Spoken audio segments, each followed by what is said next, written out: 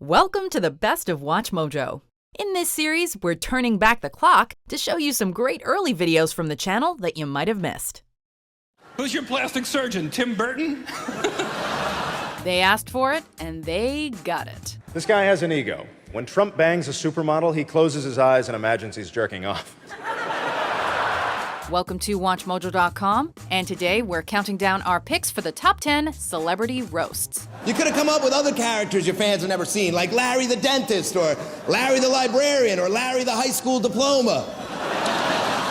For this list, we're focusing mainly on Comedy Central roasts. Right before the show started, Seth rolled a gigantic fatty because that was the only way we could get Jonah Hill onto the stage. However, the table is open to all of those special events where a particular person, otherwise known as a guest of honor, is the center or subject of jokes made for the entertainment of a public audience that have taken place over the years. What are you laughing at, Flav? You look like Whoopi Goldberg and Gollum from Lord of the Rings. Had an abortion. Number 10, Larry the Cable Guy. I am talking, of course, about Larry the Cable Guy.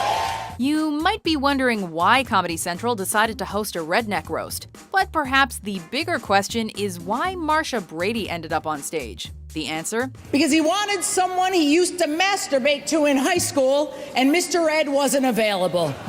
The Nebraskan comedian's name is actually Daniel Whitney, and his blue-collar stage character was torched in 2009 by a full cast of opening acts, including his own in the form of someone named Reno Collier. Is Larry the Cable Guy's opening act Reno Collier? As always, Lisa Lampanelli proved that women can make a career in comedy by screaming and continuously referencing their ass, while the late Greg Giraldo asked the most important question of all. How the are you so popular? Number 9, David Hasselhoff. And I am here to salute the greatest cartoon character of all time, David Hasselhoff. Wait, don't you have to be relevant in America to get your own Comedy Central roast? Oh, David, I feel your pain. I know exactly what you're going through. Except when they roasted me, I was relevant.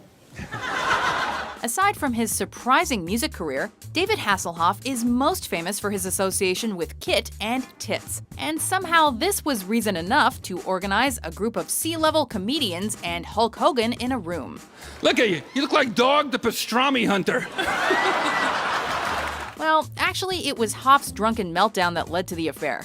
But even so, it allowed Gilbert Gottfried to remind America that he was alive and well, and definitely not in jail for a sketchy offense. They should call him Asshole Hoff. Perhaps the biggest name of the event was Seth MacFarlane, who brought justice to millions of 90s adolescent men by revealing that Mitch Buchanan was indeed a boner killer. David had an important role on Baywatch. His job was to kill boners. Number 8, Chevy Chase. Tonight is about Chevy. Has there ever been someone more embarrassed to be at their own roast? An OJ roast would have drawn more star power. Not only did none of Chevy's old pals from Saturday Night Live show up, but he seemed oblivious to the concept of a roast. It's a thrill to be here honoring Chevy. Is it Chevy or Chevy? Chevy? Chevy? I don't know. I can't. Lisa Lampanelli took the stage and proceeded to skewer poor Paul Schaefer until his last strand of hair fell off. I can't help it. It's that bald head. Is that hot or what? Every time I see you on TV, it reminds me to clean my dildo. In the end, it was all-star roaster Greg Giraldo who set the room on fire. I can only dream of making 3 good movies and 40 ones. Including Sally Jesse Raphael's hair. Your show lasted 6 weeks. Sally Jesse Raphael's lasted 16 years. That's got to feel good late at night, huh? Oh, you. I chopped off 4 years for symmetry. Shut up. Number 7, William Shatner. I speak, of course, of the great William Shatner. How do you outperform a living legend of outrageous acting? Well, just ask Betty White. You look great. You know, they make 1% milk now. Because she knows a thing or two about Captain Kirk's Little Rocket Man. Let's face it, we all know Shatner's nuts. But George has actually tasted them. Okay, maybe this roast was a bit on the elderly side. Speaking of Shatner, Betty White just shat in her pants. However, Comedy Central asked a young homeless man named Jeffrey Ross to reflect on his memories of Farrah Fawcett. Farrah, the truth is, my whole life, I had that poster of you, and as a kid, I would always masturbate to it, hoping that I wouldn't go blind, and now that I see you in person... In the end, Andy Dick creeped out everyone as usual. Oh, God. Oh, Jesus Christ. Wow. While Carrie Fisher simultaneously destroyed Patton Oswalt's memories of Princess Leia's gold bikini. You were so good in that gold bikini. And then what happened? I mean, when they yelled cut, did you have a Vicodin eating contest with Chewbacca? Number 6, Hugh Hefner. A man who made jerking off a national pastime. Jimmy Kimmel hosted this classic roast, or as the comedians called it, Who Wants to Visit the Playboy Mansion? Look at this table. The man has 7 girlfriends and no erections. In fact, there was so much ass-kissing going on that Jimmy Kimmel actually managed to get a girlfriend out of the ordeal. But only after Sarah Silverman shattered his confidence and flaunted her deep cleavage for the elderly Hef. When are you gonna get serious? You know, one day you might want one of them changing diapers. I mean, if it gets too hard to do it yourself. By the end of the night, Ice-T tried to come up with a good reason for his appearance and thoroughly confused every white person in the room, including Mr. Hefner, who was still very much alive. Before I start, I'd like to apologize for wearing all this black. I got the phone call last night. They said it was an event for Hefner. I thought it had to be a funeral for sure. Number 5, Bob Saget. An incomparable showbiz whore. I'm talking, of course, about Bob Saget. We know what you millennials are thinking. Who the F is Bob Saget? Well, aside from playing Danny Tanner on Full House, he's actually performed his raunchy stand-up routine since the 70s, and he's truly a comics comic. This is the longest John Stamos has gone without putting his cock in a desperate actress. Meaning that any comic looks good after following Bob Saget. This 2008 roast was notable for the anti-comedy set by Norm Macdonald. No, but Bob has a beautiful face, like a flower. Yeah, cauliflower. And also for the voracious segment by Greg Giraldo, who metaphorically and poignantly described Saget as the genital wart on the cock of American culture. Wait, isn't that Andy Dick's claim to fame? I'm not gonna lie to you, Bob. You have no talent. Get a harmonica, put it on your ass, and try to come up with a tune. Number 4, Justin Bieber. Good evening, ladies and gentlemen. My name is Kevin Hart, and welcome to the Comedy Central roast of Justin Bieber. Speaking of culture vultures, the almighty king of douchebaggery was roasted in 2015. It's an honor to be at a roast hosted by Shaq's dick. And rappers like Snoop Dogg and Ludacris appeared to remind Biebs of a harsh fact. He's white. It's no secret that Justin wants to be black. Can we all agree on that? Justin loves the black culture. Everybody knows that. With all due respect to Justin Bieber, it takes a lot of guts to endure such a fiasco. And the one and only Ron Burgundy showed up to express his support. And I'm just here to say one thing.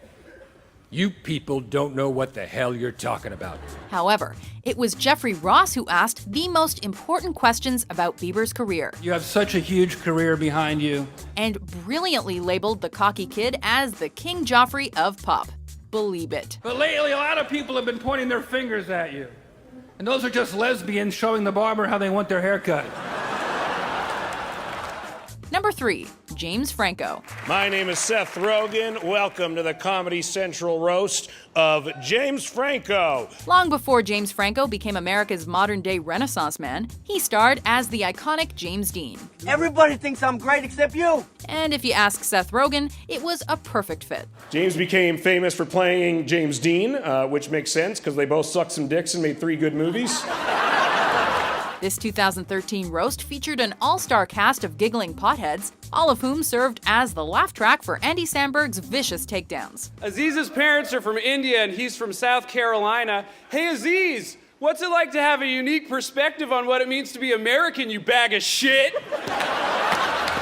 Yes, it's always funny to poke fun at James Franco's artistic achievements, but it's even more hysterical when the president of Hollywood does it. But I know it hasn't always been easy for you, James. You overcame a crippling childhood affliction known as dumbface. While everybody loves the stoner brand of comedy that made Franco, Rogan, and Jonah Hill famous, When Jonah's agent told him that Quentin Tarantino wanted him to be in a spaghetti western, Jonah was like, "You had me at spaghetti." a cornrowed Jeffrey Ross reminded us that stand-up comedy is where it's at. You know, Franco, personally, I don't care if you guys or girls. All I know is you me out of $12 when I went to see that Wizard of Oz movie. Number 2, Charlie Sheen. We're here tonight to honor and hopefully arrest a man who was great in two things 25 years ago. The late Charlie Sheen will forever be known as the bad boy of Hollywood. He's still alive? We all know there's a good chance Charlie will be dead soon, so I wrote an obituary. Well, everybody thought Charlie Sheen would be dead by the time of his 2011 roast, but he managed to survive and was winning in his own unique way. Charlie, if you're winning, then something's wrong with the scoreboard.